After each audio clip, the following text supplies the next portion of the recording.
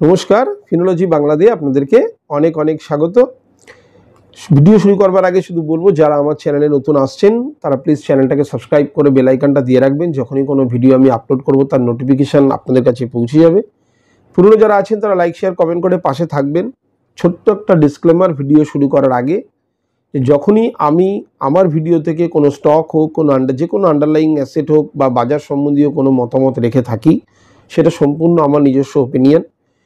কোনো জিনিসের প্রতি আপনি যদি কোনো অ্যাকশান নিতে চান তাহলে অবশ্যই আপনার ফিনান্সিয়াল অ্যাডভাইজারকে দিয়ে একবার কথা বলে নেবেন, অথবা আপনি যদি মার্কেটে পুরনো হন বা দক্ষতা আপনার থেকে থাকে তাহলে আপনি নিজে অ্যাকশান নিতে পারেন। ম্যাক্সিমাম মানুষের প্রশ্ন যে জিএসটির এত ভালো খবর হয়ে যাওয়ার পরও মার্কেটে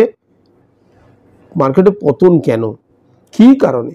আচ্ছা, এই কতগুলো পয়েন্ট আমি তুলে ধরবো আমার অ্যানালিসিসের মধ্যে করা কিছু পয়েন্ট, যে এই কারণে হয়তো মার্কেটে সেভাবে আমরা গতি দেখতে পারলাম না। হয়তো আগামী দিনে দেখতে পারবো, কিন্তু আমি এখনকার যে খবর সেই হিসাবে বললাম জিএসটির ওপরে। তার সঙ্গে সঙ্গে মার্কেটটা একবার দেখে নেবো। আর যেটা আমি বলি যে স্প্লিট বোনাস আর যে ডিভিডেন্টের যে স্টকগুলো সেটা নিয়ে বলি, সবই বলবো, প্লাস মার্কেটের কিছু গুরুত্বপূর্ণ তথ্য আর আপনাদের প্রশ্ন তো থাকবেই। মার্কেটটাকে যদি দেখি তাহলে আমি গত ভিডিওতে আপনাদের বলেছিলাম যে একটা গ্যাপ আপ ওপেনিং হওয়ার সম্ভাবনা থাকবে, যেটা হয়েছে। ঠিক গতকাল দেখুন গ্যাপ আপ হয়েছিল, সাস্টেন করেনি, নিচে এসছে। আজকেও দেখুন গ্যাপ আপ হয়েছিল, সাস্টেন করেনি, নিচে এসছে। কিন্তু যেটা বলেছিলাম যে গ্যাপ আপ ওপেনিং বা নর্মাল একটা পজিটিভ ওপেনিং হতে পারে, সেটা কিন্তু হয়েছে। সুতরাং বাজারটাকে যদি দেখতে হয় তাহলে দেখতে হবে নিফটি আজকে ওপেন হয়েছে 24,818-তে, 24,832 হাই করেছে, মানে যেখানে ওপেন হয়েছিল কিছুটা সামান্য উপরে গিয়ে কারেকশন দেখিয়েছে। লো করেছে 24,621 আর ক্লোজ করেছে 24,741 পয়েন্টে।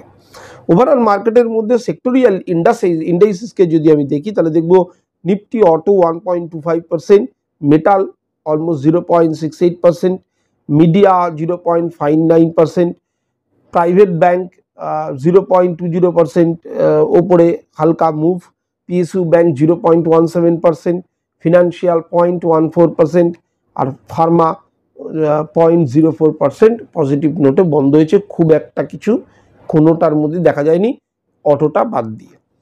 নেগেটিভ সাইডে যদি দেখি তাহলে দেখব হেলথ কেয়ার 0.02%, রিয়ালটি 1.16%, এফএমসিজি 1.42%, আর তার সঙ্গে সঙ্গে আইটি 1.44%। সুতরাং আইটি এফএমসিজি দুটোই কিন্তু ধরাশায়ী আজকের বাজারে। বেটার পারফরমেন্স যারা করেছে তাদের মধ্যে যদি বলতে হয়, অটো যেহেতু করেছে তো ম্যাক্সিমাম স্টক ওপরেই আছে। মাহিন্দ্রা অ্যান্ড মাহিন্দ্রা 2.19%, আইসার মোটর আছে 2.28%, মারুতি আছে 1.75%, এর সঙ্গে সঙ্গে শ্রীরাম ফাইন্যান্স 1.73%, পাওয়ার গ্রিড হচ্ছে 1.33%। এটা হচ্ছে টপ গেনারের মধ্যে আছে। টপ লুজারের মধ্যে আইটিসি আছে 1.94%, সিপলা 1.64%, তারপরে এসিএল টেকনোলজি 1.60%, টিসিএস 1.54%, টেক মাহিন্দ্রা 1.49%। অর্থাৎ লুজারের মধ্যে লাস্ট তিনটা আমি যেটা বললাম সবাই কিন্তু আছে আইটি সেক্টর থেকে। তো এরকম কারেকশন মোটামুটি এসছে। এবার দেখে নেবো আজকে যা হয়েছে সোমবার দিন কি হতে চলেছে। শনিবার রোববার মার্কেট ক্লোজ, সুতরাং আমাদের প্রেডিকশন থাকবে নেক্সট উইকের জন্য। নেক্সট উইকে যদি দেখি তাহলে আমরা আজকে যেটা দেখেছি যে ব্যাংক, নিফটি সেন্সেক্স সবই ফ্ল্যাট ট্রেড করেছে আজকে। খুব বিশাল মাইনাসে হয়নি, খুব বিশাল প্লাসে হয়নি, মোটামুটি একটা সাইডওয়েজ মার্কেট গেছে। গিফট নিফটিকে যদি দেখতে হয় তাহলে দেখতে হবে গিফট নিফটি 24,710 আর 24,840-এর মধ্যে ট্রেড করছে গিফট নিফটি। এবং আমি যা দেখলাম 24,840-এ কম করে 2 থেকে 3 বার ওখানে কিন্তু ধাক্কা খেয়েছে রেজিস্ট্যান্স হিসাবে। সুতরাং সেইখানের মধ্যেই কিন্তু ঘোরাফেরা করছে। তো খুব বেশি কিছু হবে বলে মনে হচ্ছে না, কারণ ডাউজোন ফিউচারে কিন্তু একই, কোনো রকম অ্যাকশন সেখানে নেই। তো নিফটিকে দেখতে গেলে নিফটি এখন যেখানে ট্রেড করছে তার নিচের সাপোর্ট হচ্ছে 24,655, এই মুহূর্তে যেখানে ক্লোজ করেছে 24,655। এখন নিফটি দেখা গেল এখন ট্রেড যেখানে ক্লোজ করেছে সেটা হচ্ছে 24,741। তো আমি মনে করলাম কালকে 47 থেকে একটা নর্মাল কোনো নিচের দিকে গেল, আমি ধরে নিলাম। তাহলে আমাকে কিন্তু ওয়েট করতে হবে, যারা সিইপি নিয়ে কাজ করতে চাইছেন, কলপুট নিয়ে, 24,655 পর্যন্ত আমি কোনো অ্যাকশন নিতে পারবো না। যদি দেখা যায় 24,655কে ব্রেকডাউন করলো, এটা ধরা যায় যে 24,655 কাছে এসেও সাস্টেন করবে এবং সেখান থেকে মার্কেট উপরের দিকে যাবে। যদি না যায়, ব্রেকডাউন আসে, তাহলে 24,655 ভাঙলে আমাদের নেগেটিভ সেন্টিমেন্ট তৈরি হবে, আমরা পুট সাইডে নিজেদের পজিশন বানাতে পারি। সেক্ষেত্রে 24,620 প্রথম support, second support 24,590, third support হচ্ছে 24,560। এবার যদি নিফটি দেখা যায় ওপরের দিকে হলে 24,860 হচ্ছে একটা স্ট্রং রেজিস্ট্যান্স আছে। তো যদি 24,860 দিকে যায়, আমরা কোনো রকম কোনো পজিশন বানাবো না। 24,860টাকে যদি ভেঙে দেয়, তাহলে পজিটিভ সেন্টিমেন্ট তৈরি হবে, দেন আমরা কলের দিকে যেতে পারি। সেক্ষেত্রে আমার রেজিস্ট্যান্স তিনটে হচ্ছে R1 24,890, রেজিস্ট্যান্স 2 24,920, রেজিস্ট্যান্স 3 24,970। ওপেন ইন্টারেস্টটাকে যদি দেখা যায়, তাহলে দেখা যাবে 24,800 আর 24,700 মাঝখানে এখন নিফটি দাঁড়িয়ে আছে। তাহলে যদি নিচের দিকে যায় 24,700, তাহলে আমি দেখব 63 লাখ আর 87 লাখ। 63 লাখ ট্রেডার মনে করছে যে মার্কেট ওপরে যাবে না, আর 87 লাখ মনে করছে মার্কেট ওপরে যাবে। তাহলে আমি যদি মনে করি দুটোর মধ্যে ওপরে যাবে, তাহলে আমি ধরে নিলাম 24,700 থেকে ওপরে যাবে। সেক্ষেত্রে তার পরের লেভেল 24,750। 24,750-এ 50 লাখ মনে করছে 24,750-এর ওপরে যাবে। 45 লাখ ট্রেডার মনে করছে যাবে না। তাহলে এই দুটোর ব্যালেন্স একদম সমান। 24,750-এর কোনো ভিত্তি আমার কাছে নেই। ওপরেরটা দেখবো 24,800, সেখানে দেখা যাবে 1,24,00,000 ট্রেডার মনে করছে যে মার্কেটের ওপরে যাবে না 24,800, আর 70 লাখ ট্রেডার মনে করছে 24,800 ওপরে যাবে। তাহলে এখানে 24,800টা আমার কাছে বড় দাঁড়ালো, কারণ বেশি পরিমাণে ট্রেডার মনে করছে যে ওটা 24,800 ওপরে যাবে না, আর 24,700 নিচে যাবে না। তার মানে ঘোরাফেরা করবে এই 24,700 থেকে 24,800-এর মধ্যে। সুতরাং আমরা একটা ছোট্ট গ্যাপ ডাউন দেখতে পারি, কিংবা একটা ফ্ল্যাট ওপেনিং দেখতে পারি। গ্যাপ আপের চান্স তো মোটামুটি নেই। এই হলো মার্কেট। এবার যেটা আমার বলছিলাম যে জিএসটির এত ভালো রেজাল্ট আসার পরেও কেন মার্কেটে আমরা কোনো গতি দেখতে পাচ্ছি না, কিংবা মার্কেটে পতন হয়েই যাচ্ছে কেন? তিনটে রিজন আমার মনে হয়। কারণ লাস্ট 5 দিনে দেখা যাচ্ছে যে নিফটি 200 পয়েন্ট বেড়েছে। একটা সময় কি হচ্ছিল, খালি নিচের দিকে যাচ্ছিল, লাস্ট 5 দিনে 200 পয়েন্ট বেড়েছে। সুতরাং প্রফিট বুকিং তো এসেছে, এটা আমার কাছে প্রথম পয়েন্ট। এটা নিয়ে বলার আমার খুব একটা কিছু নেই। 2, ক্ল্যারিটি আসেনি। অর্থাৎ কিছু কিছু জিনিস ওই ইফ বাট এই জিনিসটা রয়ে গেছে। যেমন আমার একটা জিনিস আমি আপনাদেরকে বলছিলাম যে ইনপুট ট্যাক্স ক্রেডিট, কোনো একটা ম্যানুফ্যাকচারিং কোম্পানি বা কোনো একটা জিনিস কেউ যদি তৈরি করে, তার জন্য র মেটেরিয়াল কারবার সময় কিছু ট্যাক্স দিয়েছিল, সেই ট্যাক্সটা তো তার তো অলরেডি দেওয়া হয়ে গেছে। এখন সেই প্রোডাক্টটা সে তৈরি করবে, তারপরে সেই জিএসটিটা সে কাস্টমারের কাছ থেকে নেবে, নিয়ে নিজেরটা বাদ দিয়ে গভর্নমেন্টকে দেবে। এখন কথা হচ্ছে সেখানে কোনো ক্ল্যারিটি নেই, ইফ বাট রয়ে গেছে। আর একটা যেটা সব থেকে বড়, যেটা অপোজিশনও এই জিনিসটা তুলেছে কথাটা, যে ট্রান্সফার, অর্থাৎ যে মুনাফা ট্যাক্স কাট করাতে, ট্যাক্সের যে রেট কাটটা হয়েছে, সেখানে যে মুনাফাটা হচ্ছে, সেটা কি আদৌ কনজিউমার পর্যন্ত পৌঁছাবে? উদাহরণস্বরূপ একটা জিনিস বলা যেতে পারে যে কোনো একটা প্রোডাক্ট 100 টাকা দিয়ে আমরা কিনি, তার মধ্যে ধরে নিলাম 80 টাকা তৈরি করতে লাগে, 20 টাকা জিএসটি, অর্থাৎ 80 টাকা যায় কোম্পানির ঘরে, 20 টাকা যায় গভর্নমেন্টের ঘরে, টোটাল দাম পড়ে 100 টাকা। এখন যদি এই 20 টাকাটা বাদ হয়ে যায় কোনো কারণে, আমি ধরলাম নীল হয়ে গেল, তাহলে কি হলো, 80 টাকারতে প্রোডাক্টটা চলে আসার কথা। তো আদৌ কি কোম্পানি 80 টাকায় তুলে দেবে, নাকি সেই 100 টাকায় উপরি ইনকাম অথবা উপরি মুনাফা করবে? নাম্বার 1। আর যদি দেখা যায় না জিএসটি অল্প কিছু ওর মধ্যে দেওয়া আছে, 20 টাকা লাগছিল, সেটা হয়ে গেল 10 টাকা, তাহলে দামটা হবে 90 টাকা, দেখা গেল সেটাও হলো না, হয়ে গেল 100 টাকা। তো সেই কারণে কোনো ক্ল্যারিটি নেই। এই ক্ল্যারিটি না থাকার জন্য কিন্তু মার্কেটে একটা অনিশ্চয়তা থেকে যাচ্ছে। 3 নম্বর যেটা অনিশ্চয়তা, ট্রাম্পকে ফেলে দিলে হবে না। অর্থাৎ ট্রাম্পকে যতই কেউ ইগনোর করুক না কেন, তার ডিসিশনে বা তার সিদ্ধান্তে কিন্তু মার্কেটে একটা গ্লোবালি একটা আপ ডাউন হবেই। এবার যেটা যেটা চলছে, এই ফার্মার উপরে এখনো 0% ট্যারিফ আছে। এখন এই যে কথাগুলো চলছে, ইন্ডিয়া চায়না, যদি মনে করে ট্রাম্প না মাঝখানে বলেছিল ফার্মার উপর 200-250 ট্যারিফ লাগাবো।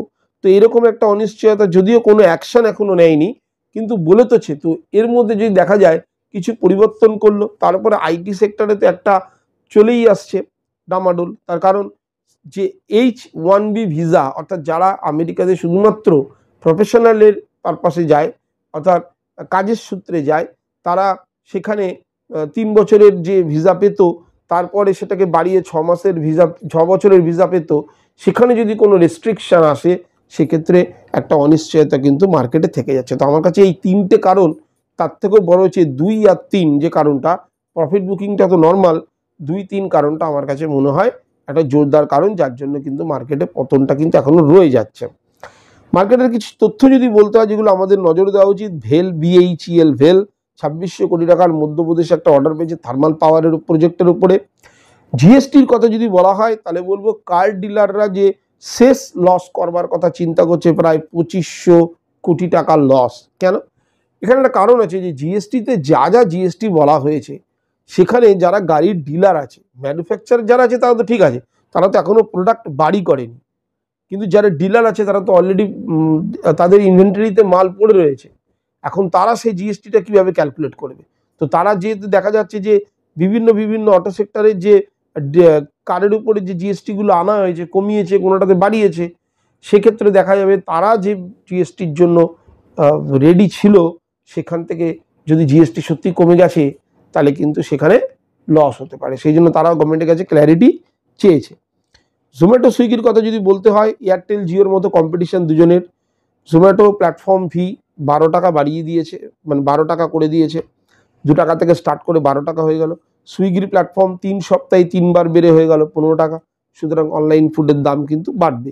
ওলা ইলেকট্রিককে যদি বলা হয় তাহলে বলতে হবে সফট ব্যাংক তাদের স্টেক কিন্তু 7%-এর উপরে, তাদের স্টেক 7% বলছি, সফট ব্যাংক কিন্তু তাদের স্টেক কিন্তু বিক্রি করে দিল ওলা ইলেকট্রিক থেকে, পুরোটা না করলেও কিছু পার্সেন্ট বিক্রি করে দিল। সুতরাং ওলা ইলেকট্রিকের মধ্যে পতন কিন্তু অব্যাহত। 40% জিএসটি নিয়ে যেটা বলা হয়েছিল যে সব কিছুর মধ্যে ঠিক আছে, কোল্ড ড্রিঙ্কসের মধ্যেও কিন্তু 40% জিএসটি পড়ে গেছে। সুতরাং বরুণ বেভারেজ লিমিটেডকে কিন্তু মাথায় রাখতে হবে। এবার কিন্তু স্টকটা বা কোম্পানিটা কিন্তু একটু চাপে থাকবে, কারণ পেপসির ব্র্যান্ড নিয়েই তো বিজনেস করে বরুণ বেভারেজ। সুতরাং কোল্ড ড্রিঙ্কসের উপর 40% জিএসটি মানে সেটা কিন্তু একটা চিন্তার বিষয়। অনলাইন গেমিং আর গ্যাম্বলিংয়ের উপর যেটা ছিল, যে যেখানে যে রেস্ট্রিকশনগুলো আনা ছিল, তার জন্য দুটো স্টকস, ডেল্টা কপ আর নাজারা টেকনোলজি 7 থেকে 8% কিন্তু অলরেডি কারেকশানে চলে গেছে। এফআইআই, ডিআইআই যদি ডেটা দেখি, তাহলে দেখবো এফআইআইও এখনও 106 কোটি টাকার বিক্রি করেছে, ডিআইআই 2233 কোটি টাকার কিনেছে। অনেকেই বলেন যে ডিআইআই তো কিনছে, এফআইআই বিক্রি করছে, তাহলে মার্কেটে পতন কেন হবে? মার্কেটে শুধু এফআইআই, ডিআইআই ছাড়াও অনেক গ্লোবাল ইনস্টিটিউশন থাকে, অনেক ডোমেস্টিক ইনস্টিটিউশন থাকে, ইন্ডিভিজুয়ালস থাকে যারা কাজ করে, সবাই মিলেই তার ইম্প্যাক্টটাই মার্কেটে আসে। ফোনপের কথা যদি বলি, তাহলে ফোনপে 13,000 কোটি টাকার আইপিও আনবার প্রায় এই মাসের শেষের দিকে নিয়ে আসতে পারে, কথাবার্তা পুরো রেডি। রেলটেল 15,000 কোটি টাকার অর্ডার পেয়েছে, ভালো খবর। ক্রম্পটন গ্রেভস 4,24,00,000 টাকার একটা অর্ডার পেয়েছে সোলার পাম্প তৈরির জন্য। আইপিএলের টিকিটের উপর 40% জিএসটি লাগছে, এমনি আইপিএলের টিকিটের কস্ট বেশি, তার উপরে 40% জিএসটি পে করতে হবে। থিয়েটার যারা দেখেন 100 টাকার নিচের টিকিটে 5% জিএসটি, তার উপরে হলে 12% জিএসটি পে করতে হবে। এই মোটামুটি মার্কেটের তথ্য। ডিভিডেন্ড স্প্লিট আর বোনাস নিয়ে যদি বলি, প্রথম স্টকটা বলবো সিএসএল ফাইন্যান্স। সিএসএল ফাইন্যান্স 293 টাকা দামের একটা স্টকস, ডিভিডেন্ড ঘোষণা করেছে 3 টাকা প্রতি শেয়ার। 3 টাকাটাকে দেখলে হবে না, স্টকের দামের সঙ্গে কম্পেয়ার করে দেখতে হবে। 3 টাকাটা খুব একটা খারাপ নয়। 12 সেপ্টেম্বর হচ্ছে এর এক্স ডিভিডেন্ড ডেট। প্যাটেলস এয়ারটেল, 354 টাকা দামের একটা স্টকস, ডিভিডেন্ড ঘোষণা করে 3 টাকা প্রতি শেয়ার। 19 সেপ্টেম্বর হচ্ছে এর ex dividend date. Brisk Technovision, BRISK Brisk Technovision 100 টাকা দামের একটা শেয়ার, 1 টাকা 60 পয়সা প্রতি শেয়ার বোনাস ডিভিডেন্ড ঘোষণা। 19 সেপ্টেম্বর হচ্ছে এর ex dividend date. Fischer Medical Venture 1090 টাকা দামের একটা স্টক, স্প্লিট ঘোষণা করেছে 1:10 অনুপাতে, অর্থাৎ একটা শেয়ার থাকলে সেটা 10x হয়ে যাবে, যাই শেয়ার থাকুক না কেন। স্টেলেন্ট সিকিউরিটিজ 652 টাকা দামের একটা share, back to back upper circuit করছে, পাওয়া খুব শক্ত। তবে যেদিন থেকে দেখা যাবে আপনি পাচ্ছেন সেদিন থেকেই হয়তো স্টক পড়তে শুরু করবে। বোনাস ঘোষণা করেছে 4:1 অনুপাতে, অর্থাৎ একটা থাকলে আপনি 4টে পেয়ে যাবেন, তার মানে 5খানা স্টক আপনার হয়ে যাবে। 12ই সেপ্টেম্বর হচ্ছে এক্স ডিভিডেন্ড ডেট। এই স্টকসগুলোর ডিভিডেন্ড সম্পর্কে বলা এই কারণে, মার্কেট সম্বন্ধে যার যত বেশি ইনফরমেশন থাকবে ডমিনেন্স কিন্তু তারই থাকবে। যেটা স্প্লিটের সব থেকে বড় খবর সেটা হচ্ছে আদানি পাওয়ার। আদানি পাওয়ার ঘোষণা করেছে যে একটা শেয়ার থাকলে সেটা 5টা শেয়ারে কনভার্ট হয়ে যাবে আদানি পাওয়ারের। এবার এইখানে ঘোষণার সঙ্গে সঙ্গে তারা যে এক্স ডিভিডেন্ড ডেটটা ঘোষণা করেছে সেটাও মাথায় রাখতে হবে যে 22শে সেপ্টেম্বর এক্স ডিভিডেন্ড ডেট ঘোষণা করা হয়েছে। সেটা সম্ভবত সোমবার পড়ছে, 22শে সেপ্টেম্বর কি 21শে সেপ্টেম্বর ঠিক আমার মনে পড়ছে না, মোটামুটি যেদিনই ঘোষণা করেছে সেদিনকে সোমবার পড়ছে। কিন্তু সেই জন্য 9th সেপ্টেম্বরে কেনাকাটি সেরে ফেলতে হবে, কারণ সোমবার মানে তার আগের দিন রোববার শনিবার, তো শুক্রবার দিন অর্থাৎ 19th সেপ্টেম্বর কিন্তু কিনে নিতে হবে, এটা মাথায় রাখতে হবে। আর এটাও মনে রাখবেন যা দাম থাকবে সেটাকে কিন্তু ডিভাইডেড 5 করলে যেটা আসবে আপনার শেয়ারটা স্প্লিট হওয়ার সঙ্গে সঙ্গে দামটাও কিন্তু স্প্লিট হয়ে যাবে। শুধুমাত্র আপনি শেয়ার পাবেন তা নয়, দামও কিন্তু পড়ে যাবে। ধরুন তখন 610 টাকা দাম আছে, আপনি 5টা শেয়ার হয়ে গেল আপনার, তাহলে 122 টাকা করে প্রতি শেয়ারের দাম কিন্তু চলে আসবে। যাই হোক, এটা একটা বড় খবর আদানি পাওয়ারে। তো মোদ্দা কথা, আপনাদের প্রশ্নের উত্তর শুরু করবার আগে শুধু এইটুকুই বলবো, বাজারে কিন্তু এখন প্রচুর অনিশ্চয়তা কাজ করছে। তবুও মার্কেট যেহেতু এখনো 20 EMA কে ওপর থেকে ক্রস করে নিচের দিকে চলে আসেনি, এখনো একটা আশা থাকে যে আবার হয়তো তলিয়ে যাব না। তো যখনই ইন্টারডেতে কাজ করবেন, ইন্টারডেতে কাজ করলে একটা সুবিধা আছে, স্টপ লস করে করলে ক্যাপিটালটা পুরো বেঁচেই থাকে। কিন্তু আমি বারবার বলেছি, যখনই কোনো স্টকে কাজ করবেন ট্রেন্ড আর পালসটাকে কিন্তু ধরবার চেষ্টা করবেন।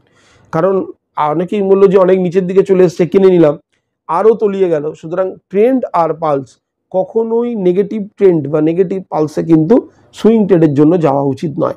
পালস আর ট্রেন্ড পজিটিভ থাকলে তখনই কিন্তু পজিশন নেবার চিন্তা করবেন। আবারও বলছি, আমি এখানে যে কথাগুলো বললাম সেগুলো এডুকেশনাল পারপাসে বললাম। আপনি কিন্তু নিজের দক্ষতার সাথে কিংবা আপনার অ্যাডভাইজারের সাথে কনসাল্ট করেই যে কোনো অ্যাকশন কিন্তু নেবেন। আসি এবার আপনাদের প্রশ্নের উত্তরে। কেউ আমাকে বলেছেন যে গিফট নিফটি এবং নিফটি 50-র মধ্যে পার্থক্য কি? নিফটি 50 কিছুই না। নিফটি 50 হচ্ছে নিফটি 50 যেমন প্রথম সারির 50টা শেয়ার নিয়ে নিফটি 50, গিফট নিফটিও তাই, কিন্তু গিফট নিফটি গ্লোবালি ট্রেড হয়। নিফটি হচ্ছে আমাদের ইন্ডিয়ান স্টক এক্সচেঞ্জে NSE-তে লিস্টেড, আর গিফট নিফটি 28 আওয়ার্স ধরে ট্রেড হয়, যেটা গুজরাটে অবস্থিত। আর এটা 9টা 15 থেকে 3:30 পর্যন্ত চলে নিফটি 50। ডলারের মাধ্যমে কেনাকাটা হয় গিফট নিফটিতে, আর নিফটিতে INR-এর মাধ্যমে। ট্রেডিং টাইমটা হচ্ছে 6:30 থেকে 3:40 গিফট নিফটিতে, আবার বিকেল 4:35 থেকে 2:45 পর্যন্ত। আর এটা তো আপনারা জানেন 9টা 15 থেকে 3:30। গিফট নিফটিকে দেখি আমরা এই কারণে, যেহেতু গিফট নিফটি অনেকটা লম্বা টাইম ধরে চলছে। যেমন আমরা ডাউ জোন্সকে দেখি, দেখার পরে গিফট নিফটিকে দেখি, গিফট নিফটিকে দেখে আমরা নির্ধারণ করতে পারি যে আমাদের বাজার কিভাবে কাজ করবে নিফটি। এই কারণে নয় যে গিফট নিফটিতে ট্রেড করবার জন্য, গিফট নিফটিকে দেখে আমরা নিফটিকে প্রেডিক্ট করতে পারি। টাটা মোটরসে ফেসে আছি, কি করব? টাটা মোটরসে অনেকেই ফেসে আছে, কারণ আশানুরূপ রেজাল্ট নেই, প্রথম কথা। দ্বিতীয় কথা, গত বছরের তুলনায় এবছরে সেল ডাউন, জাম্প তো করেইনি। সুতরাং অনেক কটা ফ্যাক্টর যদি টেকনিক্যালি দেখা যায় তাহলে দেখতে হবে 680 থেকে 705 710 রেঞ্জের মধ্যে ফেসে আছে। যতক্ষণ না এই জায়গাটা থেকে বেরোবে ততক্ষণ পর্যন্ত কিচ্ছু করা যাবে না। তবে মার্কেটের একটা নিয়ম, কোনো সময় কোনো স্টকে অনেক দিন ধরে ফেসে যায় মানুষ, পরবর্তীকালে যখন র্যালি আসে তখন যে কোনো শেয়ার সবই উঠতে শুরু করে। টাটা মোটরস তো একটা রিনাউন শেয়ার, নিফটি 50-র মধ্যে থাকা শেয়ার, সুতরাং টেনশন না করে ধৈর্য ধরুন। জিএসটি রিফর্মে কোন স্টকগুলো এফেক্টিভ হবে বলা মুশকিল, কারণ যদি জিএসটিতে কোনো স্টক র্যালি আসেও সেটা কদিনের জন্য, ক্ষণিকের জন্য, কারণ এটা তো নিউজ বেসড র্যালি হবে, তাই না? কারণ এইখানে কিন্তু মার্কেট উপরে যাচ্ছে না, মার্কেট একটা জাস্ট একটা র্যালি দেখাবে হয়তো ছোট, যেমন সেদিনকে গ্যাপ আপ হলো কিন্তু তারপরে সাস্টেন করে নিচের দিকে চলে এলো, ঠিক সেই রকমই যে কোনো পার্টিকুলার স্টকে কিচ্ছু দেখতে হবে না। জিএসটি হলো মানে ইন্টারডেতে যদি দিনের দিন করা হয় সেক্ষেত্রে, এছাড়া যা যা থাকবে সেগুলো আমি বারবার বলেছি, আপনাদেরকে শিখিয়েছি। যখনই কোনো ভালো রেজাল্ট হবে সেটাও ক্ষণিকের, যখনই কোনো খারাপ রেজাল্ট হবে সেটাও ক্ষণিকের। শুধু দেখতে হবে ওই ওরা ইলেকট্রিকের মতো যেন পতন না ঘটতে থাকে কন্টিনিউ, সেগুলো খারাপ। আমার যদি দেখা যায় যে মার্কেটে ওই পার্টিকুলার শেয়ারগুলোর ফান্ডামেন্টাল ঠিক আছে, তাহলে আমার কাছে নিউজটা অতটা বিশাল কিছু চেঞ্জেস আনবে না। শেষ প্রশ্ন, ইটিএফ কি এনি টাইম বাই সেল করা যায়? করা যায়, ইটিএফ এনি টাইম বাই করা যায়, কোনো অসুবিধা নেই, আপনি কিনতেই পারেন ইটিএফ। তবে যখন বড় বড় কারেকশান আসে সেই সমস্ত ইটিএফ কেনা উচিত। কিন্তু ইটিএফ কিনতে গেলে যেটা নজর রাখতে হবে, যেন লিকুইডিটি ভালো থাকে, এটা মাথায় রাখতে হবে। কারণ অনেক সময় কি হয়, আপনি বিক্রি করতে চাইলেন, লিকুইডিটি পেলেন না, বিক্রি করতে পারলেন না। সুতরাং ইটিএফ কেনবার আগে অবশ্যই ভলিউম কি আছে তার, অর্থাৎ লিকুইডিটি কি আছে সেটা চেক করতে হবে। দ্বিতীয়ত লাস্ট 5 ইয়ার্সে তার অ্যাভারেজ সিএজিআর কি আছে চেক করতে হবে, রিটার্ন কি জেনারেট করে দিয়েছে সেটা দেখতে হবে। সুতরাং সেইগুলো দেখবার পরেই ইটিএফ চুজ করতে হবে। ইটিএফ মানে এই নয় যে কোনো ইটিএফে আমি ঢুকে গেলাম, ওই জন্য কিছু না জানলে মিউচুয়াল ফান্ড ঠিক আছে, আদারওয়াইজ ইটিএফে কাজ করতে আপনি ইটিএফকে স্টকের মতোই কাজ করতে পারবেন। আপনার ব্রোকারের এতে গিয়ে অ্যাপে গিয়ে সাধারণভাবেই যেরকম স্টক সার্চ করেন, কোনো ইটিএফ সার্চ করলে চলে আসবে, নিফটির ইটিএফ হোক, ব্যাংক নিফটির ইটিএফ হোক, যে কোনো আপনি দেখতে পারবেন। শুধু বড় কারেকশানে যদি আপনি এগুলোকে কেনেন তাহলে পরবর্তীকালে কিন্তু প্রফিট হওয়ার চান্স থাকে। এই মোটামুটি আপনাদের টোটাল প্রশ্নের উত্তর। বাজার সম্বন্ধে আমি বলে দিলাম যে সোমবার কি বাজার হতে পারে। আশা করি ভিডিওটা আপনাদের কাছে ইনফরমেটিভ লেগেছে। আবারও বলছি, যারা নতুন আসছেন চ্যানেলটাকে সাবস্ক্রাইব করে বেল আইকনটা দিয়ে রাখেন, যখনই কোনো ভিডিও বানাবো নোটিফিকেশান পৌঁছে যাবে। পুরোনোটা লাইক শেয়ার কমেন্ট করে পাশে থাকবেন। আবার কালকে দেখা হবে একটা এডুকেশনাল ভিডিও নিয়ে, কারণ যেহেতু কালকে মার্কেট বন্ধ, তাই কালকে একটা এডুকেশনাল ভিডিও নিয়ে আপনাদের সঙ্গে দেখা হবে। কিসের উপর ভিডিও চাইছেন অবশ্যই কমেন্ট বক্সে জানাতে পারেন। পুরো ভিডিওটা দেখার জন্য আজকে অসংখ্য ধন্যবাদ। নমস্কার।